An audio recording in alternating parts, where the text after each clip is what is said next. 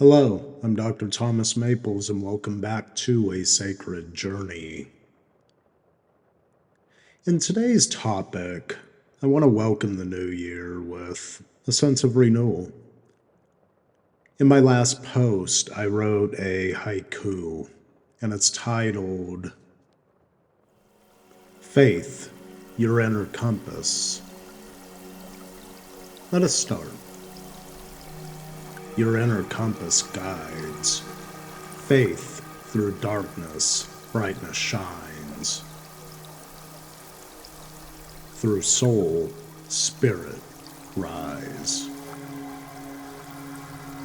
As part of my New Year's exploration of topics that I wanted to touch upon, one of the primary ones that came up as the year was ending, as well as the new year beginning, that's how long it's been since I've been able to pick up the pen and write, I wanted to focus on the ideal of where does our moral or our inner compass guide us? Where can it take us? Now, there's always division blocks present in the ideal of, let's say, concepts like body, mind, and spirit, the mind-body connection. I even heard one of the mouth-body connection when I called my dentist's office the other day. Never heard of that philosophically, but I could get the point. Now, when we look to elements of personal growth, we could find inspiration in many sources. I tend to turn to quotes, oftentimes as a means to find my source of inspiration, especially around my blog articles and my podcasts. For this year, I chose two quotes that I think really create a means for not only saintly wisdom, because they both come from saints, but also as a means to work on those imperfections that may be present so we can set the world ablaze.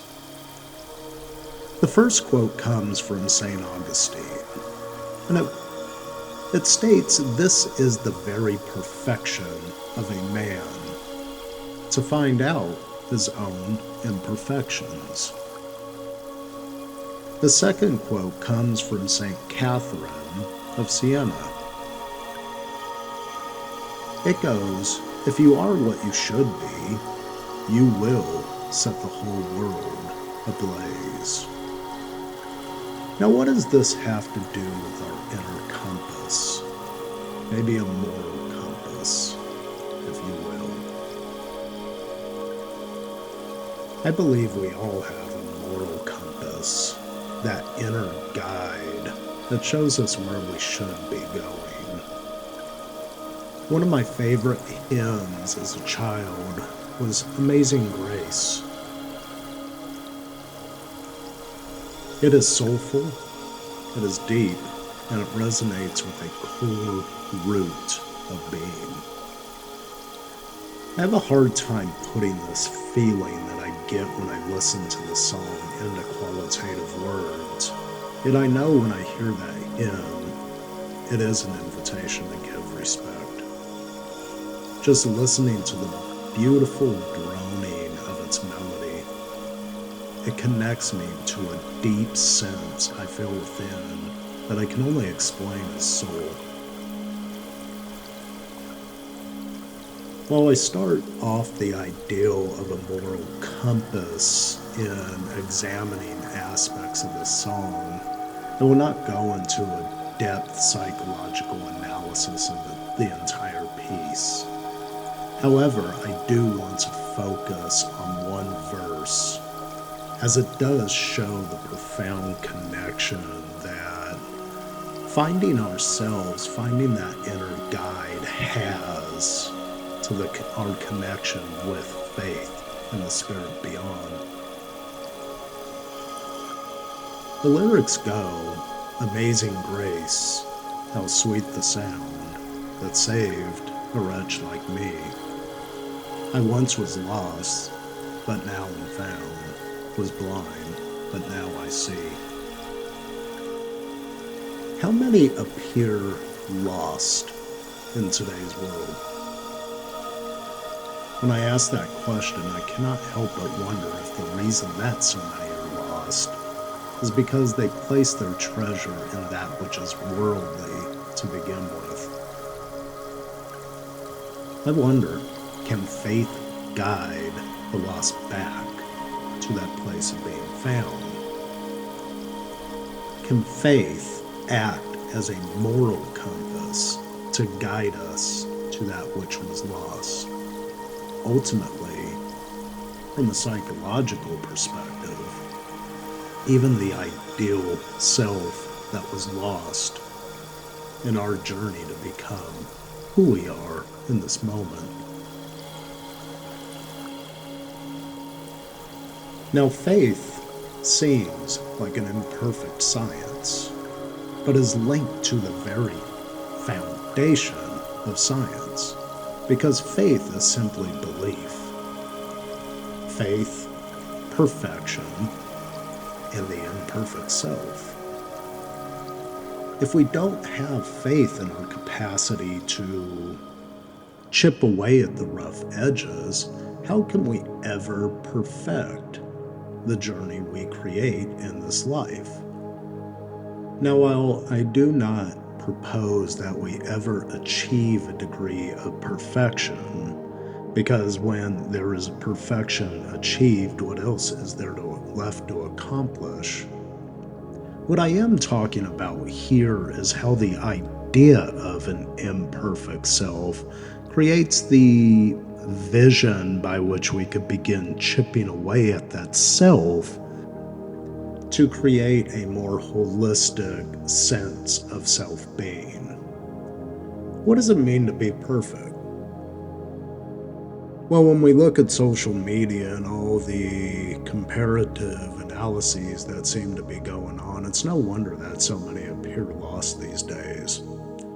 From a philosophical lens, I cannot help but pry into the quandary of perfection. Even in Eastern models of philosophy, to attain perfection, that concept of nirvana, simply means to be blown out or extinguished.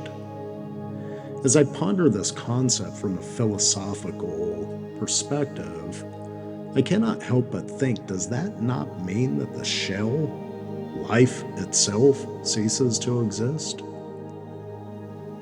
From a soul-based perspective, does to blow the soul out mean the literal end of life? Possibly. Yet, life, when life is left, is the shell of the body all that remains? I do not believe so. There is much evidence that suggests the soul's flame continues even past the body's expiration. As human beings, we have memories. We love. There is love. And love is a complex emotion that brings forth the strongest of positive and negative emotionally charged feeling states. We remember as a means to remember, hyphenated. This allows us to recreate the image of that member, that person, that place, that event, that thing that was so pivotal to our life. The psyche allows us that ability. We can recreate those images as a means to ground us with what was. This also allows us the capacity to actively learn, which in turn creates the means from which personal development prompts us to engage a path towards that which can be. It is in this unknown territory of the ether, that unknown existence, that the soul, part of the ether, psyche, the Greek original term for the soul, creates the space needed for us to chase our own imperfections so that we can set the world ablaze. Through faith, we realize that capacity to be imperfect. Yet as a concept, it also allows us to chip away at those rough edges so that we could shape ourselves into that being that calls upon our innermost self, that capital S self, that capitalized essence of being to emerge. I hope you enjoyed the first part of our exploration into faith and our capacity to discover the soul's moral compass within. In our next session, we're going to explore faith, self, and self, and how that concept helps the emergence of passion. We'll also explore the role of faith in self-discovery, and we'll conclude by examining just how these concepts help us to create perfection out of those imperfections we realize, so we could be what we want to be in order to set the world ablaze. Passion and spirit could create beauty, rejuvenation, and newness in things that are stagnant. And being that it's the new year, I wonder if there's some elements of passion that's growing within you that you want to use to ignite your soul's passion so that you can begin to set the world ablaze. I look forward to any comments or suggestions you may have, and as always, I leave you with a blessing. With faith and service, let God be your guide. And I wish you blessings in this new year as you journey forward to advance confidently in the direction of your dreams. Goodbye for now, and thank you for joining me.